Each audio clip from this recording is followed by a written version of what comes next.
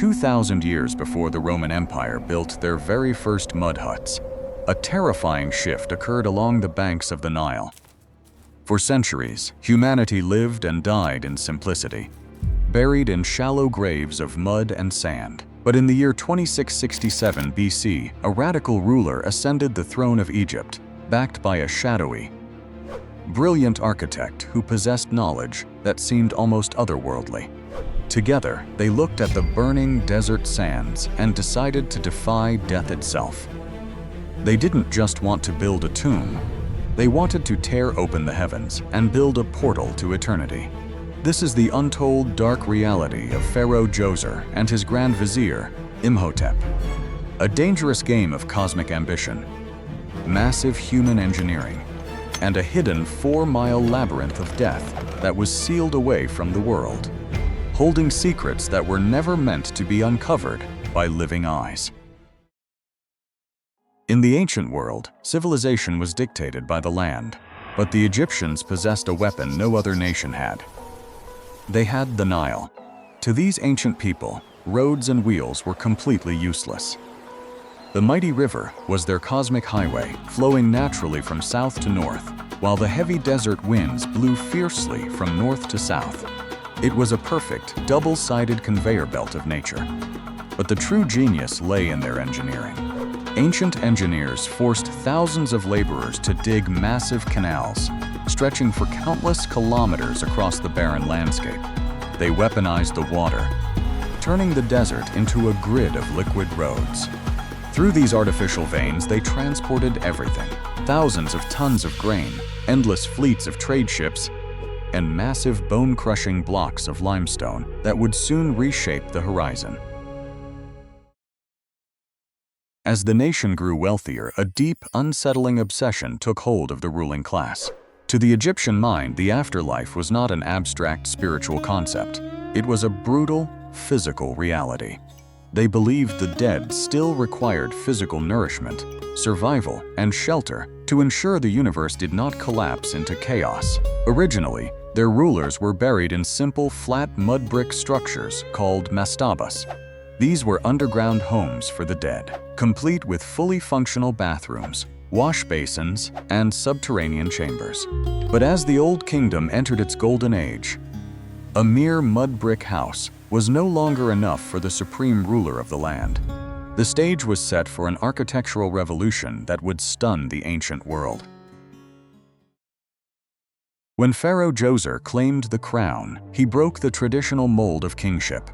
He was wise, deeply pious, and so profoundly revered by his subjects that he ceased to be a mere mortal. He became the very first pharaoh to be deified as a living god, a supreme entity who opened the age of stone. To secure his eternal rule, Djoser turned to his closest confidant, a man of humble origins who climbed the ranks to become the high priest, treasurer, and prime minister of the empire. His name was Imhotep. Imhotep was a man possessed by unprecedented vision. While the rest of the world in Europe and the Americas was doing nothing more than piling random rocks on top of each other, Imhotep envisioned an impossible structure built entirely of precision-cut stone. To begin this monumental task, they chose a sacred ancient cemetery on the western bank of the Nile, known as Saqqara. Positioned directly where the sun died each evening, the tomb would face the east, greeting the rising sun as a promise of eternal resurrection. To build this gateway to the gods, a massive human machinery was set in motion. This was not the brutal, chaotic slavery often depicted in modern myths. Instead, it was a highly sophisticated, bureaucratic operation. Over 10,000 men were drafted, divided into disciplined units of 20 men each. Thousands of women were deployed to cook, clean, and keep the army of workers fed. These laborers lived in organized military barracks, cutting stone in the scorching quarries for days, before receiving scheduled time off to fish in the Nile. But before Imhotep could build skyward, he had to conquer the underworld. His workers tore into the bedrock, digging a terrifying vertical shaft, 23 feet wide and nearly 100 feet deep. At the bottom, they constructed a massive funerary chamber using giant wooden beams imported from the ancient forests of Lebanon. Surrounding this central chamber, they carved a mind-bending network of subterranean rooms, a true palace for the afterlife. Deep beneath the heavy desert sand, Imhotep created an intricate maze stretching for nearly 4 miles. This dark, forbidden labyrinth was designed for absolute confusion.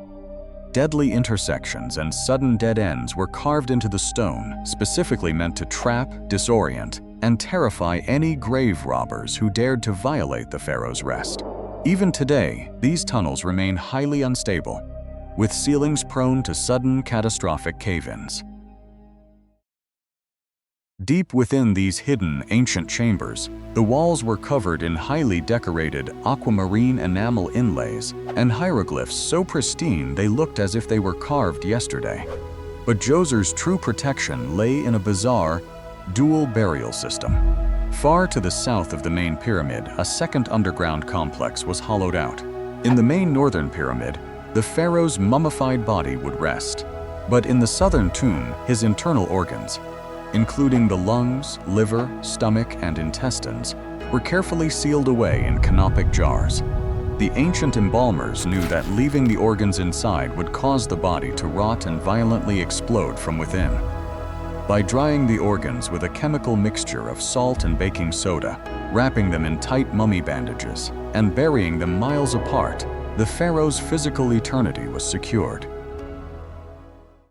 With the underworld secured, Imhotep moved his forces above ground to begin a construction project never before seen in human history. In the limestone quarries of Saqqara, workers developed a grueling, primitive industry. Armed with nothing but heavy hammerstones, they pounded deep grooves into the cliff faces, cutting deep trenches around massive blocks before prying them loose by sheer physical force. Because dragging heavy objects over soft desert sand makes wheels completely useless, the engineers utilized massive wooden sleds, pulling the colossal slabs through muscle, sweat, and ropes. 10 years into his reign, Djoser was still bursting with life and wealth, having expanded Egypt's borders down to Aswan and enriched the treasury with copper and turquoise mines in the Sinai. Since tradition dictated that work on a tomb must continue until the pharaoh's final breath, Imhotep decided to push his architectural limits. On top of the original flat mastaba, he stacked a second, smaller one, then a third and a fourth, layering them like a massive stone wedding cake. As the structure held firm, he expanded the base outward, adding 2 more massive layers on top. For the first time on Earth, a 20-story step pyramid pierced the sky. Surrounding it was a complex larger than a modern stadium, enclosed by a 3-story limestone wall. At the entrance, Imhotep erected the first 40 stone columns in history. Though, fearing they might topple over, he nervously attached them to the side walls for extra support. It was a beautiful, raw process of architectural trial and error. In 2648 BC, Pharaoh Djoser finally closed his eyes, leaving behind a stone legacy that changed human engineering forever, watched by a young child named Sneferu, who would one day inherit this madness.